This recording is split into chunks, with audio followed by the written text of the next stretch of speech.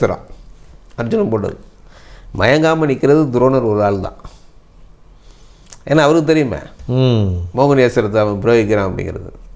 அதனால் அவர் நிற்கிறான் அர்ஜுனன்னா. இப்போ வேலை முடிஞ்சு போச்சு, வந்த வேலை முடிஞ்சு போச்சு, பார்த்தாச்சு. மறுபடியும் அவங்க 12 வருஷம் அஞ்ஞானவாசம் போக வேண்டியதான் அப்படிங்கிற மாதிரி 12 வருஷம் வனவாசம் போக வேண்டியதான், ஒரு வருஷம் மறுபடியும் அஞ்ஞானவாசம் போகணுங்கிற டிக்ளேர் பண்ணிட்டு இவங்க கிளம்பிடுறாங்க. அதுக்கப்புறம் பார்த்தா இல்லை பஞ்சாங்கப்படியே நாங்கள் ஆனால் ஆல்ரெடி முடிஞ்சு போச்சுன்னு தானே சொல்கிறாங்க. யாருஜி? ஆல்ரெடி அஞ்ஞானவாசம் முடிஞ்சு போச்சு. ஆமாம், அஞ்ஞானவாசம் ஏன்னா பீஷ்மருக்கு தெரியும்ல. அது இல்லை பீஷ்மர், அதாவது இப்போ இருக்கிற சிக்கல் அப்பயும் இருந்துன்னு வச்சுங்களேன். இப்போ 365 நாள் அப்படிங்கிறான்.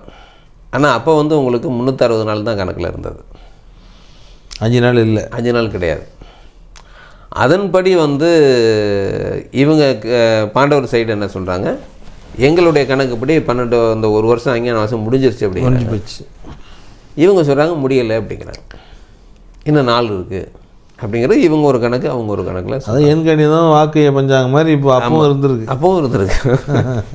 இது ராகு எது பயிற்சி சனி பயிற்சிலாம் இப்போ சொல்கிறாங்க. இந்த 2026 தான் சனி பயிற்சி. வாக்கிய பஞ்சாங்கப்படி போகிறதா எண்கணித 2026 வாக்கியப்படி 2026 சனி பயிற்சி. எண்கணிதப்படி இப்போ வருது. ஆமாம், இது திருக்கணிதம். திருக்கணிதப்படி உங்களுக்கு மார்ச் 29 மார்ச் 29 மார்ச் 28 நைட்டு 11 மணிக்கு. அப்போது அதாவது என்னென்னு கேட்டிங்கன்னா ஒரு வருஷம் டிஃப்ரெண்ட் வருது சார். ஆமாஞ்சி. இப்போ இந்த ராசிகள்லாம் சின்ன ராசிகள்னு சொல்கிறது. இப்போ மகரத்துலேருந்து மகரம், கும்பம், மீனம், மேசம், இந்த 4 ராசியும் பார்த்திங்கன்னா சின்ன ராசின்னு சொல்கிறது. ஏன்னா ஓவல் சைஸில் நம்மளுடைய பூமியினுடைய சுற்றுப்பாதை இருக்கிறனால இது சின்ன ராசிகள்னு சொல்கிறதுனால இந்த மாதிரியான ஒரு டிஃப்ரெண்ட் வருது. அதை கணிக்காமல் அந்த காலத்தில் ஒரே ஈவனாக பிரித்ததுனால சனி பயிற்சி அங்கே வருதுன்னு வாக்கியத்தில் இருக்குது. நிறைய விஷயங்கள் பாசிட்டிவ் இருக்குது, நெகட்டிவ் சில விஷயங்கள் இருக்குது. சரி பண்ணிக்க நம்ம வேறு ஒன்றும் இல்லை. இப்போ ஏன்னா இந்த பலன் சொல்லப்படுறது யாருக்குன்னா தனிப்பட்ட நபருக்கு. இப்போ வாக்கிய பஞ்சாங்கத்தை கோயில்களில் அதிகமாக ஃபாலோ பண்ணுறாங்கங்கிறது ரொம்ப பழமையாக வருது. முனிவர்கள்லாம் சொன்னது வாக்கியம், அதாவது வாக்கின் மூலமாக சொல்லப்பட்ட கணித முறை. அப்படி இருக்கிறத என்னென்னு இன்னும் கொஞ்சம் துல்லியம் வேணும் அப்படிங்கிறதுக்காக என்ன பண்ணாங்க, தனிப்பட்ட நபருக்கு ஜாதகம்னு கொண்டு வரும்போது இன்னும் கொஞ்சம் ஷார்ப்பாக கொண்டு போகணுங்கிறதுக்காக திருத்தி எழுதப்பட்ட கணிதம் திருக்கணிதம்னு கொண்டு வந்துட்டாங்க. இது போன நூற்றாண்டில் வந்த ஒரு மெத்தடு. இது என்னென்னு கேட்டிங்கன்னா உங்களுக்கு இன்னும் நுட்பமாக போகும்போது, இப்போ டிஜிட்டல் வந்ததுக்கு பிறகு உங்களுக்கு டிகிரி வைஸாக இன்னும் துல்லியமாக போகிறது மாதிரி இருக்குது இல்லைங்களா. அந்த மாதிரியாக இன்னொரு அட்வான்டேஜ்னு சொல்லணும்னாக்கா அது எபிமெரிஸ்ன்னு சொல்கிறது. இப்போ திருக்கணிதம் பார்த்திங்கனாக்கா ஒரு 3 நாள் கணக்கு தான் ரொம்ப குறைந்த கணக்கு. சூரியன் தான் 3 நாள் ஒரு பாத நகரம், 3 நாள் குறைந்த கணக்கு. அதுக்கப்புறம் செவ்வாய்க்கோ குருவுக்கோ சனிக்கெல்லாம் பார்த்தீங்கன்னா 2 நாட்கள் உடைய கணக்கு. அந்த மாதிரி தான் அந்த சனி பயிற்சியெல்லாம் என்ன கேட்டிங்கன்னா இந்த பாதத்தின் அடிப்படையில் இருக்கிறனால சில இதில் உங்களுக்கு பயிற்சி ஆகிடுச்சும்பாங்க, சில இதில் பயிற்சி ஆகலைம்பாங்க. அதனால் என்ன ஒரு பண்ணுறாங்கன்னா இப்போ எபிமெரிஸுங்கிறது உங்களுக்கு 80க்கு பிறகு கொண்டு வரப்பட்டது. அதில் என்னென்னு கேட்டிங்கன்னா உங்களுக்கு எவ்ரிடே 24 மணி நேரத்துக்கும் எல்லா கிரகத்தினுடைய மாற்றங்கள் என்ன அப்படின்னு கொண்டு வந்துட்டாங்க. இப்போ எபிமெரிசம் பிரகாரம் இப்போ சனி பயிற்சி எப்போ சார் வருது? இந்த மார்ச் 29 தான். திருக்கணிதம் மாதிரி தான். திருக்கணிதம் 2 எபிமெரிஸ் ஒன்று தான். அது பாத ரீதியாக இருக்குது. ஆமாம் ஆமாம், இது டிகிரி வயசாக இருக்குது, அவ்வளோதான். அப்போ மார்ச் 28, 29 தான் சனி பயிற்சி. அதாவது 28 நைட்டு 11 மணிக்கு பயிற்சி ஆகுது. ஸோ டிகிரி வயசாக வச்சோன்னு வச்சுங்களேன். மார்ச் 29 சில இந்த திருக்கணிதத்தில் சொல்லுவாங்க மார்ச் 29 பயிற்சின்னு சொல்லுவாங்க. அது மாதிரியாக உங்களுக்கு துல்லியம் வேணும் அப்படிங்கிறதுக்காக தான் இன்னும் போய்கிட்டு இருக்காங்க. அந்த மாதிரி தான் தவிர வேறு ஒன்றும் கிடையாது. இதுதான் ஏன் இந்த சனி பயிற்சி முன்னாடி வருது பின்னாடி வருதுலாம் இதுதான் காரணம். முந்தைய காலத்தினுடைய கணித முறை. அதை விட இப்போ அந்த வாக்கிய பஞ்சாங்கத்தை நிறைய பேர் ஃபாலோ பண்ணுறாங்க இல்லையா. ஃபாலோ பண்ண கோயில் சம்பந்தமான விசேஷங்கள்லாம் இருக்குது இல்லைங்களா. பொது சம்பந்தமான விஷயங்கள் பொது விஷயங்கள் பூராமே அந்த வாக்கிய பஞ்சாங்கத்தின் கணிதப்படி தான் இருக்குது. ஏன்னா ஒரு காலங்காலமாக அதை ஃபாலோ பண்ணிட்டு வராங்க. திடீர்னு அவங்க இதெல்லாம் மாற்றிட்டோம் இந்த இதுக்கு வாங்க அப்படின்னு சொல்ல முடியாது. அவங்க பழக்கத்தில் இருக்கிறவங்க அந்த வாக்கியத்தை கண்டிப்பாக ஃபாலோ பண்ணுவாங்க. பேச்செல்லாம் கோயில் விசேஷங்கள், கோயிலுடைய பொது விசேஷங்கள் அப்படிங்கிறதெல்லாம் வாக்கியத்தின் அடிப்படையில் இருக்குது. அதனால் அதை தான் அவங்க ஃபாலோ பண்ணுவாங்க. அதன் பொருட்டு வந்துக்கிட்டு இருக்கு. இல்லைன்னா உங்களுக்கு 1950 அதெல்லாம் போயிருக்கும். திருக்கணிதம் 51 என்னமோ வந்தது. அங்கே வந்து அவங்க மாறல. நாங்கள் கோயில் விசேஷங்களுக்கு அதை நாங்கள் பயன்படுத்தும், அதனால் நான் எடுத்துக்கல. தனிப்பட்ட ஆளுங்களும் நீங்கள் திருக்கணித பிரகாரம் பார்த்து என்னதும் பண்ணிட்டு போங்க. நாங்கள் எங்களுடைய ஃபாலோ, அதாவது இப்போ நீங்கள் ஒரு தொடர்பை வந்து திடீர்னு மாற்றவும் முடியாது. அந்த பேச்சு நாங்கள் போயிட்டுங்க, நீங்கள் புதுசாக ஆரம்பித்தவங்க நீங்கள் ஒரு பாதையில் போங்க அப்படிங்கிற மாதிரி பண்ணிட்டாங்க. அப்போ நமக்கு பலன் எங்கே சரியாக இருக்குதோ தனிப்பட்ட நபருக்கு சொல்கிறதுக்கு நம்ம திருக்கணிதம் சரியாக இருக்குது அப்படிங்கிறது நம்ம எடுத்துகிட்டு ஃபாலோ. உங்கள் திருக்கணித பிரகாரம் பார்த்தா மார்ச் 28 சனிப்பயிற்சி நேர்கள் எல்லாம் சனிப்பயிற்சி பலன்களை எதிர்பார்த்து காத்துட்டு இருக்காங்க. போட்டுருவோம் அது. எப்போ நீங்கள் பலன் எல்லா ஜோதிடர்களும் சொல்லி முடிச்சுட்டாங்க. 6 மாதத்துக்கு முன்னாடியே ஆரம்பிச்சு நம்ம சொல்லிடணும் இல்லையா? நம்ம சொல்லணும். இந்த இப்போ அடுத்து நம்ம எடுத்துருவோம். நம்ம இடத்துல மார்ச் மாதத்தில் ஸ்டார்டிங்லேருந்து நம்ம சனிப்பயிற்சிக்கு முன்னாடி கிடச்சிருந்துன்னா நேர்களுக்கு கொஞ்சம் வசதியாக இருக்கும். இந்த மார்ச்சில் 1 போட்டுருவோம். மார்ச் 1 வரிசையாக அப்படியே போட்டுடலாம். என்னன்னு கேட்டிங்கன்னா அந்த நேரத்துக்கு போட்டால் தான் அவங்களுக்கு அது மைண்ட்லேயே இருக்கும். 4 மாதத்துக்கு முன்னாடியே போட்டிங்கன்னா இதெல்லாம் மறந்துட்டு மறுபடியும் சனிப்பயிற்சி பலன் என்னன்னு பார்க்க ஆரம்பிச்சிருவாங்க. அதனால் கொஞ்சம் தள்ளி போடுறேன் நான், வேறு ஒன்றும் இல்லை. ஜனவரி இந்த மார்ச் 1 சனிப்பயிற்சி பலன் வந்து போட்டுடலாம். லக்கணத்துக்கு தான் போடுவோம். அதையும் சொல்ல ராசி கிடையாது, லக்கணத்துக்கு தான் சொல்கிறேன். ஆமாம், இல்லை எதிர்பார்த்துட்டு இருக்காங்களே. இப்போ ஏற்கனவே கொஸ்டின் வச்சுருக்காங்க, போட்டுருவோம். அந்த நேரத்தில் போட்டோன்னா கரெக்டாக இருக்கும். அவங்களுக்கு என்ன மாற்றம் பண்ணலாங்கிறது தெரிஞ்சுக்குவாங்க. அப்படிங்கிறத கொஞ்சம் டிலே பண்ணிட்டு இருக்கு, வரல. மற்றபடி என்ன தவிர எல்லாருமே சனிப்பயிற்சி போட்டாங்கன்னு. ஆமாம் எல்லாம் போட்டு முடிச்சிட்டாங்க. இதில் நெடுந்தூரம் வந்துட்டு மகாபாரதத்துக்கு போயிடுவோம். ஆமாம் சார். எனக்கு இது எதுக்காக வந்துன்னு கேட்டிங்கன்னா, இப்போ இந்த வாக்கியத்துக்கும் திருக்கணிதத்துக்கும் ஒரு டிஃப்ரெண்ட் வருது இல்லைங்களா? இதே டிஃப்ரெண்ட்டு தான் அந்த காலத்தில் பாண்டவர்கள் ஒரு இதை எடுத்துக்கிட்டாங்க, கௌரவர்கள் ஒரு டைம் எடுத்துக்கிட்டாங்க. அவங்க முடிஞ்சிருச்சுன்ட்டாங்க, இவங்க முடியலைன்ட்டாங்க. இவ்வளோ தான் வித்தியாசம். ஆனால் பீஷ்மர் அந்தத்தில் சொல்கிறாரு, ஆக்சுவலி முடிஞ்சிருச்சுன்னு தான் சொல்கிறாரு. அவர் பொதுவில் இருக்கிறவங்க அப்படி தான் சொல்லுவாங்க. ஜி, இப்போ நீங்கள் உங்கள் பக்கம் இருக்கிற நியாயத்தை தானே நீங்கள் சொல்லுவீங்க, என் பக்கத்தில் இருக்கிற நியாயத்தை நான் சொல்லுவேன். ரெண்டுலேயும் பொதுவாக இருக்கிறவர் ஏப்பா 2 பேரும் இப்போ தர்க்கம் பண்ணிக்கிறீங்க, ஆளுக்கு பாதை எடுத்துகிட்டு போங்கன்னு சொல்லுவாங்க இல்லைங்களா? அந்த மாதிரி பொது ஆட்களுக்கு வந்து பார்வை வேறு, ஒரு இதில் இருக்கிறவங்களுடைய பார்வை வேறு. அது மாதிரியாக இங்கே வந்து என்னென்னா, இப்போ எல்லாருமே பிள்ளைகள், எல்லாருமே பேர பசங்க, சமாதானமாக போடுங்கப்பா, நாங்கள் நிம்மதியாக இருக்கோம் அப்படிங்கிறது தானே இருக்கோம். அந்த மாதிரியான ஒரு பார்வை தான் நாளைக்கு எல்லோரும் கேட்பாங்களே, நீங்களாக இருந்து விட்டுட்டீங்களே இந்த மாதிரி அப்படின்னு. அந்த ஒரு காரணத்துக்காக அவர் முடிஞ்சிருச்சுப்பா அப்படிங்கிற மாதிரி அவர் சொன்னார். ஆனால் துரியோதனன் அப்படி இல்லையே, அங்கே ஏற்கனவே வந்து விளக்க பிடிச்சிக்கிட்டே ஒருத்தர் சுற்றிக்கிட்டு இருக்காரு இல்லையா, சகுனி. அதெல்லாம் அவர் ஈஸியாக விட மாட்டார். இப்போ எல்லாம் வந்துடுறாங்க, வந்துன்னா இங்கே தூது வர்றாங்க. தூது வந்து நாடு கேட்குறாங்க, தர முடியாதுங்கிறத சொல்கிறாங்க. போர்தாங்கிற முடிவையும் எடுத்துடுறாங்க. இப்போ நீங்கள் கேட்ட கேள்விக்கு இங்கே தான் சொல்லணும்.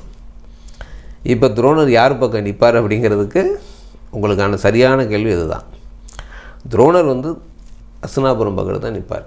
நியாயமாக தர்மமாங்கிறதெல்லாம் அப்பாற்பட்டது. அவருக்கு எது நியாயமோ அதை செய்வாருங்கிறக்காக அவர் அஸ்தினாபுரத்துலேயே இருந்துடுறார், போருக்காக ரெடி ஆகிடுறார்.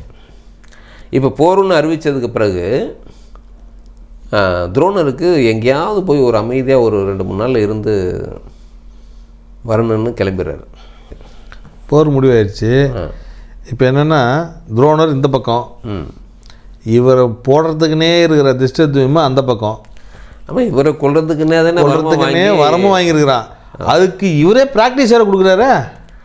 அது முழுமையாக இது என்ன முழுமையாக கொடுத்துருப்பாரா இல்லை நல்லா தெரியும் இவனால் தான் நம்ம சாக போகிறோன்னு. இது நான் மீனத்தை நிறைய பேர் பார்த்துருக்கேன். ஜி, தப்பாக இருக்குன்னு தெரிஞ்சே, இவன் தப்பானு தெரிஞ்ச எந்த விதத்தும் இல்லாமல் அவனுக்கு முழுக்க கற்றுத்தரது. உன்னால் என்ன பண்ணிட முடியும், என்ன இது இருக்கும் இல்லைங்களா? இந்த மீனத்துக்கிட்ட இது இருக்கும். நான் ஒரு குரு இந்த கத்தியை தூக்கி எதிராளிகிட்ட கொடுத்து குத்துரா பார்ப்பேன் என்ன அப்படின்னு சொல்கிறேன். எப்படி இருக்கும் உங்களுக்கு? அந்த மாதிரியான எண்ணங்களுடையவங்க. நீ என்ன செஞ்சிட முடியும் என்ன அப்படிங்கிறது இவங்களுக்கு இருக்கிற இந்த இதனாலேயே, அவங்க மேலே இருக்கிற ஒரு கான்ஃபிடென்ட்னாலேயே இப்போ திஷ்டத்யும்னனை வந்து யார் அனுப்புகிறா? துருபதனே அனுப்புகிறான். திஷ்டத்யும்னனுக்கு நீங்கள் அசுரவத்தையில் கற்றுக் நல்லா தெரியும். ஆமாம், இவன் தான் நம்மளை அழிக்க வந்திருக்கான், வரம் வாங்கிட்டு வந்திருக்கான்னு தெரியும். ஆனாலும் பயிற்சி கொடுக்குறேன். நான் குரு, என்கிட்ட வந்து நீ வந்து கற்றுக்கிறேன்னு சொன்னால் நான் கற்றுக் கொடுப்பேன் அப்படிங்கிறது அந்த இது இருக்குது பாருங்கள். அந்த வீராப்பு கெட்டப்பு அதெல்லாம் சொல்கிறோம் இல்லைங்களா, அது அவங்கள்ட்ட உண்டு. இந்த புகழ்ச்சியை விரும்புகிறவங்க சொல்லுங்களேன். இப்போ துருபதனுக்கு எப்படி இருக்கும்? அவன் சிறந்த ஒரு ஆசிரியர்னு சொல்லி இவர்கிட்ட அனுப்புகிறான். அவன் வாங்கியிருக்கிறதே வந்து வரம் வாங்கியிருக்கிறத இவரை கொள்றதுக்காக அவனே அனுப்புகிறான். இவரும் கற்றுக் கொடுக்குறேங்கிறாரு. இது எவ்வளோ விசித்திரமாக இருக்கும் பாருங்க. தெரிஞ்சுக்கிட்டே ஒரு விஷயத்தை கற்றுக் கொடுக்குறங்கிறது இவங்கள்ட்ட உண்டு. ஒன்றும் இல்லை, நீங்கள் ஒரு கடை வச்சுருக்கீங்க, உங்கள்கிட்ட வேலை செய்கிறான். இவன் நாளைக்கு நல்ல திறமையான ஆள் இருக்க, நாளைக்கு நமக்கு எதிர்த்தாப்புல கடையை நிச்சயமாக போடுவான்னு தெரிஞ்சாலும் அந்த நுணுக்கு சொல்லிக் கொடுக்குறது. இப்படி போடு, இப்படி பண்ணு அப்படின்னு சொல்லுவாங்க. நாளைக்கு நீ கடை வச்சாலும் எல்லாம் தெரிஞ்சுக்கியா. இதை விட வேடிக்கை என்ன பண்ணுவாங்க தெரியுங்களா? கடை வைக்கிறேன்னு சொன்னானாக்க இவங்களே வச்சு கொடுப்பாங்க. இப்படி ஆளும் இருக்குது, வச்சு கொடுத்து முன்னால் நடத்து பாடுறா. இதெல்லாம் வந்து இவங்கள்ட்ட இருக்கிற குணங்கள். அதனால தான் அவர் கற்றுக் கொடுக்குறார். திஷ்டத்யும்னனுக்கும் கற்றுக் கொடுக்குறார். கான்ஃபிடென்ட் தான், ஒன்னாலெல்லாம் என்னை ஒன்றும் பண்ணிட முடியாது அப்படிங்கிற அந்த ஒரு கௌரவம். வீராப்புன்னு ஒரு படம் வந்திருக்கும் பார்த்தீங்களா? சுந்தர்சி தான். மலையாளத்தில் வந்து திலகன் நடிச்சிருப்பார். திலகன் பிரகாஷ்ராஜ் அவர் பண்ண கேரக்டரை அவர் திலகன் பண்ணியிருப்பார். ரொம்ப அருமையாக பண்ணியிருப்பார். அந்த அந்த கௌரவங்கிற ஒரு விஷயம் இருக்குது பாருங்கள். நான் மீன இலக்கணத்தை அந்த திலகன் பார்க்குறேன். ரொம்ப அற்புதமாக இருக்கும் அது. மோகன்லால் இது மோகன்லால் ஒரு திலகன் பண்ணியிருப்பாங்க. ரொம்ப அருமையாக இருக்கும் படம். அந்த மாதிரி அந்த கேரக்டர்களை நம்ம படத்தில் பார்க்கும்போது கூட நமக்கு என்ன தோணுன்னா, இவங்க அப்படியா பண்ணாலும் லக்கணமாக தான் இருப்பாங்க. உணர்ந்து எழுதியிருக்காங்க, உணர்ந்து நடிச்சிருக்காங்க அவங்களுக்கு அந்த கேரக்டருங்களை. அது மாதிரியாக துரோணரை பொறுத்த வரைக்கும் என்னன்னா, மீன இலக்கணத்தில் பிறந்தவங்க இந்த துரோணருக்குரிய இந்த கேரக்டரும் அவங்கள்ட்ட இருக்கும். எதிரியாக இருந்தாலும் கூட இவனால் நமக்கு பிரச்சனை வரும், ஆபத்து வரும் தெரிஞ்சும் கற்றுக் கொடுப்பாங்க. பழக்க வழக்கம் வச்சுக்குவாங்க. இப்போ இதுதானே உங்களுக்கு இப்போ இங்கே அசனாபுரத்தில் இருக்கிறதே வந்து நமக்கு தர்மத்துக்கு புறம்பாக இருக்கிறோங்கிறது, ஒரு நீதிக்கு புறம்பாக இருக்கிறோங்கிறது தெரிஞ்சாலும் உடனே இருக்கிறாரு இல்லைங்களா? அழிவை நோக்கி தான் நாங்கள் அழிஞ்சாலும் பரவாயில்ல. இப்போ இந்த சத்திரியர்களுக்கு இருக்கிற பெரிய விஷயமே இதுதான். இவர் சத்திரியர் கிடையாது, சாத்விகமான. ஆனால் சத்திரியராக மாறிட்டார்.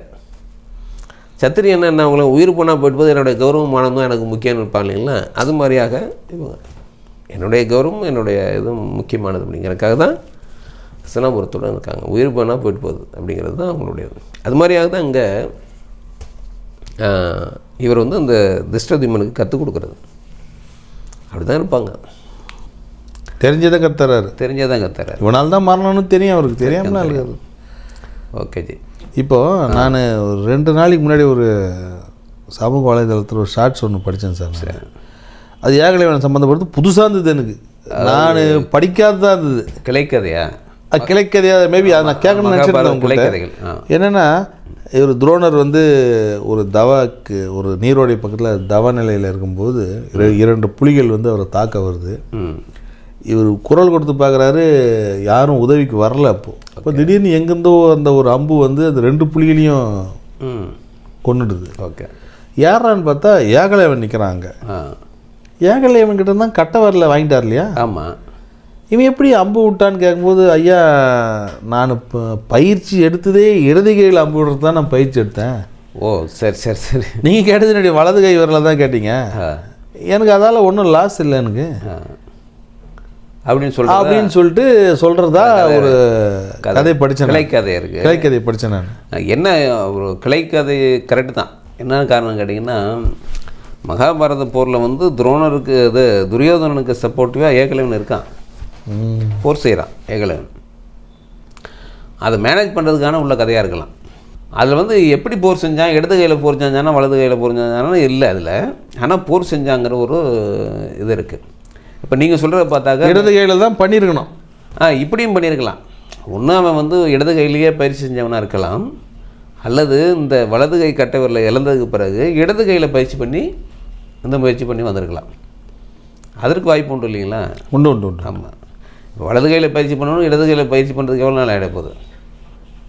அப்போ இடது கையின் மூலமாக அவன் பயிற்சி பண்ணி வந்திருக்காங்கிறது எடுத்துக்கலாம். ஏன்னா போர் செஞ்சதாக இருக்குது மகாபாரதத்தில். அவர் தவநிலைக்கு போகிறதுக்கான ஒரு காரணம் இருக்குது உங்களுக்கு. என்ன காரணம்னு பார்த்தீங்கன்னா,